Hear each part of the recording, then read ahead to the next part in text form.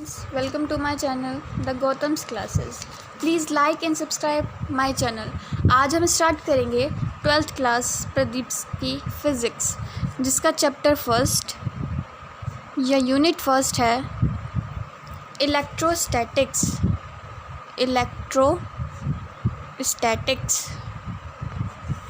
Electrostatics आज हम पढ़ने वाले हैं इलेक्ट्रोस्टैटिक्स, और इसमें भी बहुत बड़ी होती है, काफ़ी लेंदी है। तो इसमें भी आज हम पढ़ेंगे इलेक्ट्रिक चार्ज एंड फील्ड। अच्छा, इलेक्ट्रोस्टैटिक है क्या, किससे रिलेटेड है, कहाँ से बिलोंग करती है, क्या है? तो जो इलेक्ट्रोस्टैटिक है वो इलेक्ट्रोमैग्नेटिज्म का बहुत बड़ा पार्ट है, कह सकते हैं। It is a big branch of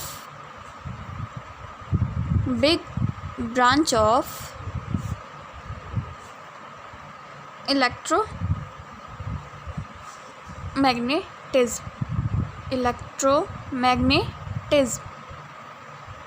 और जो उसकी सेकंड ब्रांच है वो है हमारी इलेक्ट्रोडायनामिक्स। कौन है बिग ब्रांच? इलेक्ट्रोस्टैटिक्स। अच्छा, इलेक्ट्रो का मतलब क्या होता है? इलेक्ट्रो का मतलब होता है चार्ज, और स्टैटिक्स का मतलब एट रेस्ट, जो चार्ज रेस्ट पे है। इलेक्ट्रो का मतलब यहाँ पे क्या होगा? चार्ज ही होगा। और डायनामिक्स का मतलब in motion, charge in motion. बात करते हैं कि हम पढ़ेंगे क्या। हम पढ़ेंगे सिर्फ इलेक्ट्रोस्टैटिक्स में हम क्या क्या पढ़ेंगे? गॉस लॉ होगा, कैपेसिटर होगा, पोटेंशियल, फील्ड वगैरह वगैरह, बहुत सारी चीज़ें पढ़ेंगे, ठीक है। तो अच्छा, अब हम स्टार्ट करते हैं अपना topic electric charges and field. Electric charges and field. सबसे पहले चार्ज क्या होगा? आज तक पढ़ते आए हैं आप लोग, 11th में भी पढ़ा होगा, फिर भी वही पढ़ना है। चार्ज होता क्या है? चार्ज क्या होता है? It is a intrinsic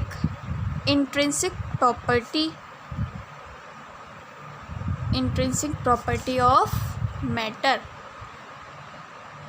intrinsic का मतलब क्या होता है? इंट्रिंसिक का मतलब होता है लास्ट यूनिट, या जिसे आप ज़्यादा ब्रेक नहीं कर सकते, जो बिल्कुल इसकी सबसे छोटी यूनिट है। इंट्रिंसिक का मतलब होता है स्मॉलेस्ट यूनिट। अच्छा, चार्ज आया कहाँ से आया? किसने इंट्रोड्यूस किया इसे? It is introduced by Greek. ये ग्रीक के द्वारा इंट्रोड्यूस हुआ था। कब? इन 600 BC में। इट इज़ रिप्रेजेंटेड, कैसे रिप्रेजेंट करेंगे इसको? किससे रिप्रेजेंट करते हैं चार्ज को? सभी ने पढ़ा है, इवन 11th में भी पढ़ा होगा, क्यू से। अदरवाइज़ और कोई सिंबल तो है ही नहीं इसको इंट्रोड्यूस करने के लिए, रिप्रेजेंट करने के लिए। अब बात करते हैं एसआई यूनिट, बच्चों वाला क्वेश्चन बिल्कुल। एसआई यूनिट क्या होती है इसकी? चार्ज की एसआई यूनिट क्या होगी? कूलाम। क्या होती है? कूलाम। सभी को पता है, 11th में पढ़ा होगा। कहेंगे क्या पढ़ा दिया, बहुत इजी सा, लेकिन पढ़ना पड़ेगा। अच्छा, ये स्केलर होती है या वेक्टर क्वांटिटी होती है? ऑब्वियसली स्केलर क्वांटिटी होती है। पता नहीं लगता किस डायरेक्शन में है, ठीक है। चार्जेस कितने टाइप के होते हैं? Charges of 2 types. हाँ, ये क्या नया बता दिया क्या कुछ? नहीं, एक होगा पॉजिटिव चार्ज और एक होगा नेगेटिव चार्ज। अच्छा, पॉजिटिव चार्ज और नेगेटिव चार्ज होते हैं, सभी को पता है कि जो हमारा पॉजिटिव चार्ज है पॉजिटिव से रिपेल करेगा, नेगेटिव से रिपेल करेगा। और जो अपोजिट, यानी कि कहने का मतलब है कि लाइक चार्जेस होंगे वो रिपेल करेंगे और अनलाइक चार्जेस होंगे वो अट्रैक्ट करेंगे। बट अच्छा, मास तो सभी ने पढ़ा होगा। किसी भी बॉडी में, कोई भी बॉडी है यूनिवर्स में, उसमें मास तो होता ही है। तो मास में भी तो ये सारी चीज़ें होती हैं। मास भी स्केलर क्वांटिटी है, वो भी वेरी करेगी, ठीक है। अच्छा, मुझे बताइए कि डिफरेंस क्या होगा डिफरेंस क्या होगा, fundamental difference in mass and charge. Mass और चार्ज में फंडामेंटल डिफरेंस क्या होगा? देखो, charge always comes with mass, यानी कि हम कह सकते हैं कि जब किसी बॉडी में चार्ज होगा, कोई बॉडी चार्ज होगी, तो उसका कुछ ना कुछ मास तो डेफिनेटली होगा, अदरवाइज बट अगर किसी बॉडी के पास मास है तो ये कंफर्म नहीं है, ये श्योर नहीं है, ये कह नहीं सकते कि उसके पास चार्ज होगा या नहीं। तो but a body having mass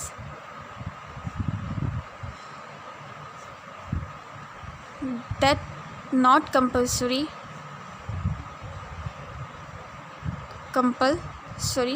to having charge। ठीक है, तो कहने का मतलब है अगर किसी बॉडी के पास चार्ज है तो उसका मास होगा ही होगा, लेकिन अगर किसी बॉडी का मास है तो ज़रूरी नहीं है उसका चार्ज हो। तो डिफरेंस क्या होगा, पढ़ते हैं आगे। डिफरेंस क्या होगा? डिफरेंस ये होगा कि चार्ज में और मास में क्या डिफरेंस होगा। चार्ज 2 टाइप्स के होते हैं, पॉजिटिव और नेगेटिव। लेकिन क्या आपने मास सुना है? पॉजिटिव ही तो होता है, सिर्फ नेगेटिव होता है क्या? किसी ने सुना है उसका -50 kg वेट है? नहीं ना, सिर्फ पॉजिटिव होता है। ऐसे ही जो हमारा मास होगा वो चेंज होगा स्पीड के साथ। मास चेंजेस विद स्पीड, यानी कि जैसे किसी भी बॉडी की स्पीड वेरी करेगी उसका मास भी वेरी करेगा। जबकि चार्ज होता है independent of speed. Charge is independent of speed. अच्छा, अब बात करते हैं कि अगर हमारे पास किसी भी मूविंग बॉडी का मास है, अच्छा ये आपने 11th में पढ़ा होगा कि मूविंग बॉडी का मास हमेशा इक्वल होता है rest mass of a body upon में under the root of 1 - v² upon c²। ये हो गया मास ऑफ बॉडी और ये हो गया हमारा रेस्ट मास, पढ़ा होगा। ये हो गया हमारा स्पीड और ये हो गई हमारी स्पीड ऑफ लाइट। अच्छा, मुझे एक चीज़ बताइए कि जो मूविंग बॉडी का मास है वो ज़्यादा होगा या रेस्ट मास ज़्यादा होगा? अरे मैम, सिंपल सी बात है, मूविंग बॉडी का मास ज़्यादा होगा। क्यों? क्योंकि जो मेरी स्पीड ऑफ लाइट क्या होती है? 10⁸ में होती है। वो हमेशा किससे बड़ी होगी, किससे ग्रेटर होगी? स्पीड से। जो हमारी स्पीड नॉर्मल किसी भी बॉडी की स्पीड होगी उससे ग्रेटर होगी हमारी स्पीड ऑफ लाइट। सो जो नीचे वाला पोर्शन है ये तो 1 ही आ जाएगा, तो ऑब्वियस सी बात हो गई, दोनों इसके इक्वल हो जाएंगे। ठीक, तो हम कह सकते हैं कि जो मास होगा वो किस पे डिपेंड करेगा? स्पीड पे डिपेंड करेगा। ठीक है, बात करते हैं नेक्स्ट है हमारा कंजर्वेशन ऑफ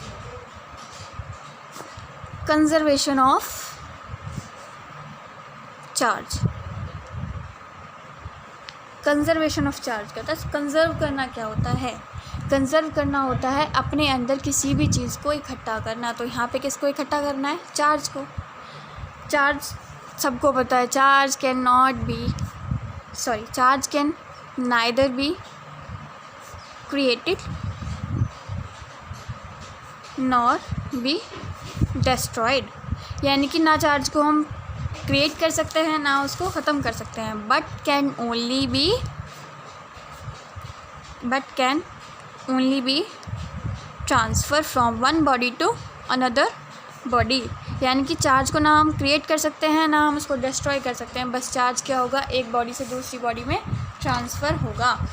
अच्छा, दूसरा वे क्या हो सकता है इसको लिखने का, कि the total charge of an isolated system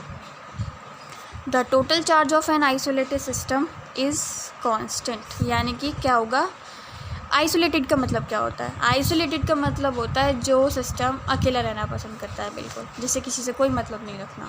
तो उस आइसोलेटेड सिस्टम में जो चार्ज, टोटल चार्ज होगा वो कैसा होगा? कांस्टेंट। मैंने ले लिया, मान लीजिए मैंने ये ले लिया, एक सिस्टम ले लिया मैंने, ये इसमें मैंने चार्जेस डाल दिए। मान लो इसमें डाल देती हूँ मैं +3, इसमें मैंने डाल दिया +1 और इसमें मैंने डाल दिया -2। पॉजिटिव भी ले लिया, नेगेटिव भी ले लिया, ठीक है। और ए इसको नाम दे दो, बी इसको, सी इसको। अब मैं इसको शेक कर रही हूँ। मैंने इसको क्या किया? शेक किया। किसको शेक किया? सिस्टम को। जब मैंने अच्छे से शेक किया तो क्या होगा? तो आफ्टर शेकिंग, यहाँ लिख दीजिए आफ्टर शेकिंग। तो क्या होगा? शेक करने के बाद तो जो मेरा चार्ज होगा वो मूव कर जाएगा। +2c इसमें आ गया, मान लीजिए इसमें आ गया 3c और मैंने कि 3 कूलाम। तो इसमें कितना आएगा? मुझे नहीं पता इसमें कितना आएगा, तो मैं कैसे बताऊंगी? तो मुझे पता है कि जो मेरा सिस्टम है वो इंसुलेटेड है, इंसुलेटिंग बॉडी। सिस्टम की बॉडी कैसी है? इंसुलेटिंग। बॉडी का मतलब है जो इसकी वॉल्स हैं वो कैसी हैं?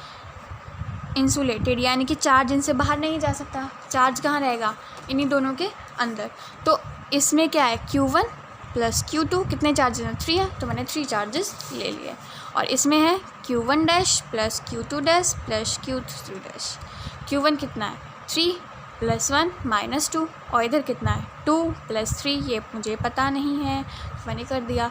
3 और 1 4 -2 2 और 2 + 3 + Q1 डैश, तो 5 हो गया। 2 से 2 कैंसिल, 3 को मैं इधर ले आई तो 3 पे, यानी कि Q3 पे कितना चार्ज हो गया मेरा? -3 कूलाम।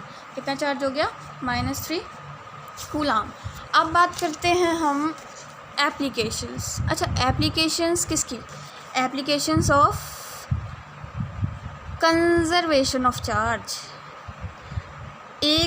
कुछ एप्लीकेशंस तो हम इसी में पढ़ेंगे, इसी चैप्टर में, और कुछ पढ़ते हैं हम रेडियो एक्टिविटी की न्यूक्लियर इक्वेशन, जो हमें बाद में पढ़ने के लिए मिलेगा। रेडियो एक्टिविटी की न्यूक्लियर इक्वेशन में मान लीजिए मेरे पास मैंने एक थोरियम एलिमेंट ले लिया, थोरियम ले लिया, ठीक है। उसका एटॉमिक नंबर होता है 90, एटॉमिक नंबर 90 होता है। मैंने उसमें से अल्फ़ा पार्टिकल निकाल दिए। अल्फ़ा पार्टिकल, मान लीजिए मैंने इसमें से 2 अल्फ़ा पार्टिकल निकाल दिए, तो जो मेरी स्पीसीज़ बचेगी मेरी, उसमें कितने बचेंगे? कितना रह जाएगा उस पर मास? तो उस पर रह जाएगा 88। तो कहने का क्या मतलब है? मुझे कहने का मतलब है कि यही हमारा क्या होता है? कंजर्वेशन ऑफ चार्ज होता है। कंजर्वेशन ऑफ चार्ज क्या होता है? यही होता है।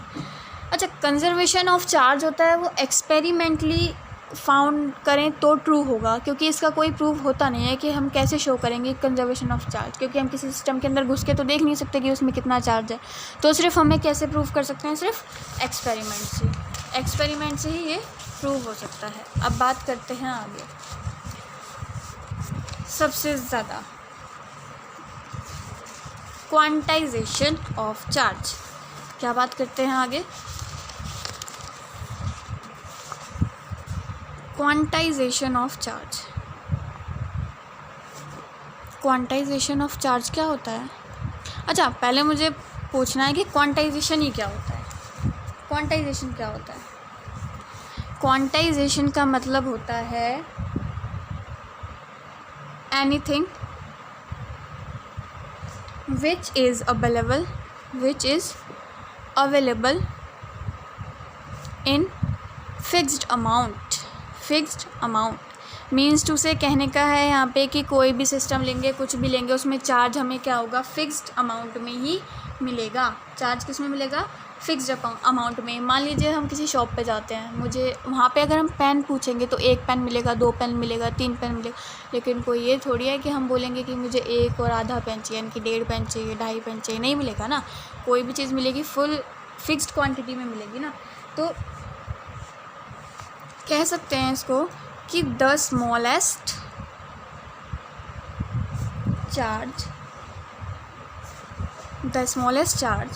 that can exist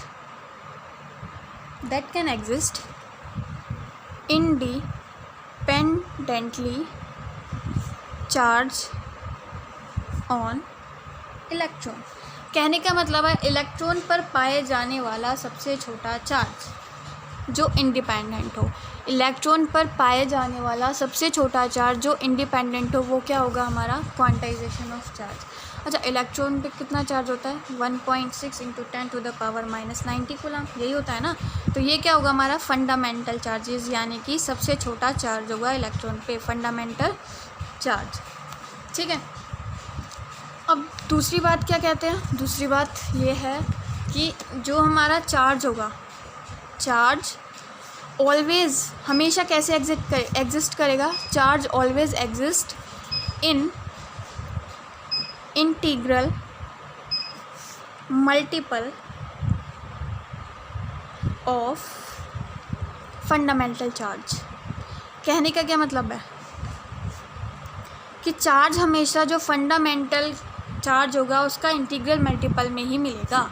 कैसे, 1 इलेक्ट्रॉन, 2 इलेक्ट्रॉन, 3 इलेक्ट्रॉन, ठीक है, और ले लीजिए -1 इलेक्ट्रॉन, -2 इलेक्ट्रॉन।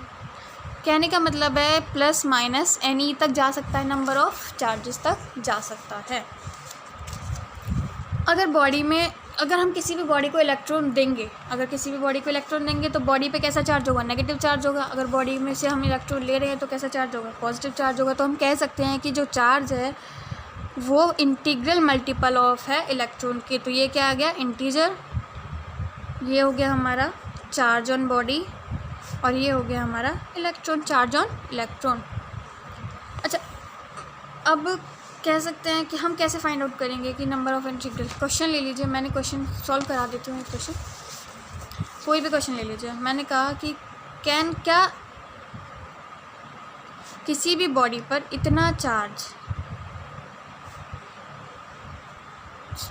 किसी भी बॉडी को हम इतना चार्ज दे सकते हैं टू अ बॉडी। क्या किसी भी बॉडी को इतना चार्ज दिया जा सकता है, येस और नो। देख लेते हैं सॉल्व करके। क्यू क्या होता है, एन ई होता है। क्यू की वैल्यू कितनी है, ये दी हुई है, और हमें एन निकालना है। ई की वैल्यू हमें पता है 1.6 इंटू 10⁻⁻90 कूलम। इसको इधर ले जाइए, क्या हो जाएगा सॉल्व करके, 10⁻⁻19, 19 पावर 19 ऊपर जाएगी तो प्लस हो जाएगी, तो 8 इंटू 10 हो जाएगा, अपॉन में 1.6। ठीक है, तो कैंसिल आउट कर दीजिए। ऊपर पॉइंट हटाने के लिए मैंने 10 लगा दिया। 8 1 जा 8, 8 8 जा 16, 2 5 जा 10। तो n की वैल्यू कितनी आ गई, 50। यानी कि ये इंटीजर है, इट इज़ अ इंटीजर, यानी कि एक फिक्स्ड है, पूरी वैल्यू है। तो ये क्या हो गया, इट इज़ एन इंटीजर। तो कंडीशन हमारी यही थी कि n जो हमारा इंटीजर होना चाहिए, तभी हमारा चार्ज होगा वो ट्रांसफ़र हो पाएगा। अब बात आती है कि हम किसी भी बॉडी को कैसे चार्ज कर सकते हैं, किसी भी बॉडी को कैसे चार्ज किया जा सकता है। तो बात करते हैं कैसे चार्ज कर सकते हैं। How can we charge a body, कैसे चार्ज करेंगे। फर्स्ट वेज होते हैं इसको चार्ज करने के, चार्जिंग बाय कंडक्शन रे के द्वारा चार्ज करना। कंडक्शन रे के द्वारा चार्ज करना, कंडक्शन कहने का मतलब है डायरेक्ट चार्ज करना किसी भी बॉडी को। तो मैंने मान लीजिए एक नेगेटिवली चार्ज बॉडी ले ली, क्या ले ली, नेगेटिव चार्ज। ठीक है, अब इसमें क्या है, आपको दिख रहा है it has excess of electron, यानी कि ज़्यादा मात्रा में क्या है इसमें, इलेक्ट्रॉन। ये एक चार्ज बॉडी है, कैसी, चार्ज बॉडी। अब मैंने यहाँ पे ले लिया एक अनचार्ज बॉडी, ये कैसी है, अनचार्ज बॉडी या न्यूट्रल बॉडी, अनचार्ज्ड ये है, न्यूट्रल भी बोल सकते हैं। ठीक, न्यूट्रल बॉडी ले ली। न्यूट्रल बॉडी का मतलब क्या है, क्या इसमें इलेक्ट्रॉन है, ये नहीं, इसमें होता है equal number of proton is equals to equal number of electron, यानी कि जितने इलेक्ट्रॉन होंगे उतने ही प्रोटॉन होंगे, वो बॉडी होगी न्यूट्रल, यानी कि दोनों पॉजिटिव और नेगेटिव चार्जेस होंगे वो इक्वल होंगे। ठीक है, जैसे हाइड्रोजन में होता है, हाइड्रोजन में क्या होता है, एक ही प्रोटॉन होता है, एक ही इलेक्ट्रॉन होता है, बहुत सारे होते हैं ऐसे। अब क्या करते हैं, हम इन दोनों बॉडीज़ को टच कराते हैं, एक नेगेटिवली चार्ज है, ठीक है, और एक इन दोनों को टच कराया मैंने, अनचार्ज बॉडी को, ये न्यूट्रल बॉडी है। तो क्या होगा कि जब मैं इन्हें सेपरेट करूँगी तो क्या देखूँगी कि कुछ चार्ज इस पे आ गया है, कुछ चार्ज जो इस बॉडी का चार्ज था, नेगेटिवली चार्ज बॉडी थी, उसका कुछ चार्ज किस पे आ गया है, दूसरी वाली अनचार्ज बॉडी पे। ठीक है, क्या अब क्वेश्चन बनता है क्या जितना चार्ज इस पे रहेगा क्या उतना ही इस पे रहेगा, यानी कि जो चार्जेस होंगे दोनों में इक्वल होंगे।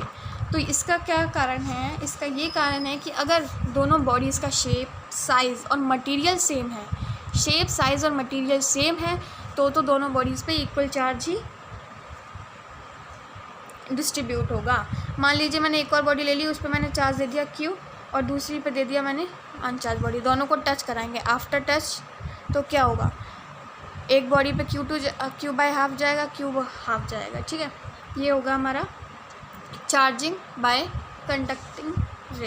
कंडक्शन रे यानी कि डायरेक्ट चार्ज करना। अब दूसरा वे क्या है इसका, दूसरा वे है इसका charging by induction. Charging by induction, induction का मतलब क्या समझते हैं, विदाउट कांटेक्ट, जब हम किसी को कांटेक्ट में नहीं ला रहे हैं वो होगा हमारा इंडक्शन। जैसे मान लीजिए मैंने एक नेगेटिवली चार्ज बॉडी ले लिया है और यहाँ मैंने ले लिया एक न्यूट्रल बॉडी A, तो क्या होगा, न्यूट्रल बॉडी का मतलब है इस पर पॉजिटिव चार्ज भी रहेगा, नेगेटिव चार्ज भी रहेगा। तो पॉजिटिव, अब नेगेटिव चार्ज ये क्या होगा, नेगेटिव चार्ज नेगेटिव को दूर कर देगा, तो नेगेटिव चार्ज आ गया यहाँ पे और पॉजिटिव कहाँ गया, यहाँ पे आ गया। ठीक है, तो ये जब न्यूट्रल है लेकिन है तो ये पोलराइज ही, पोलराइज का मतलब जिस पे चार्ज वेरी कर रहा है वो पोलराइज होगा। व्हेन नेगेटिव गोज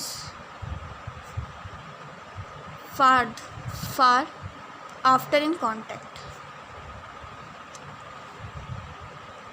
जब हमारा कांटेक्ट के बाद जो नेगेटिव चार्ज होगा वो दूर हो जाएगा तो कौन सा चार्ज पास रह जाएगा, then positive charge placed on nearest side. Okay, क्या होगा, जो हमारा नियरेस्ट साइड पे क्या आ जाएगा, नेगेटिव के पास कौन सा आ जाएगा, पॉजिटिव, और नेगेटिव कहाँ हो जाएगा, दूर हो जाएगा।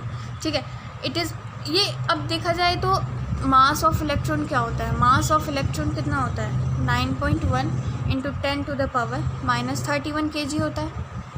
और मास ऑफ प्रोटॉन क्या होगा, मास ऑफ प्रोटॉन क्या होगा, 1 AMU। 1 AMU का मतलब क्या होता है, 1 AMU का मतलब होता है 1.672 × 10⁻² kg।